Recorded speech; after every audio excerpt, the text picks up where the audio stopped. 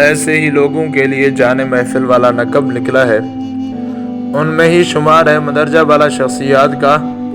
یہ پڑھتے ہوئے میرے ذہن میں ایک بات آ رہی تھی، سوچا اسی لڑی کے توسط سے وہ شیئر کر دوں۔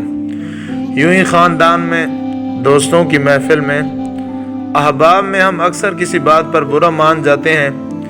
اس میں کوئی بات نہیں، زندگی کا حصہ ہے۔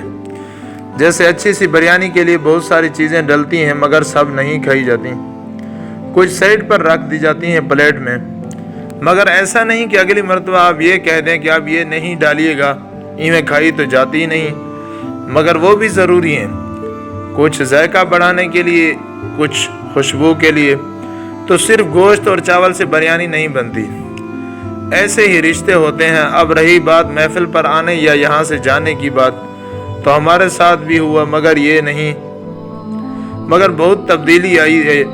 اس کا اظہار یہاں کیا کہ اگر کچھ لوگ آپ کی موجودگی کو پسند نہیں کرتے، یہ بھی نیچرل ہے۔ کچھ لوگ آپ کو پسند کرتے ہیں اور آپ سے بات کرنا، آپ کا آنا انہیں پسند ہے۔ تو اگر آپ کسی کی بات پر ناراض ہو کر وہاں سے رابطہ منقطع کر دیتے ہیں، تو مطلب یہ ہے کہ آپ نے ان لوگوں کو زیادہ اہمیت دی جو آپ کو پسند نہیں کرتے، بنسبت ان کے جو آپ کو پسند کرتے ہیں، کیونکہ آنا اور نہ آنا آپ کے اختیار میں تھا۔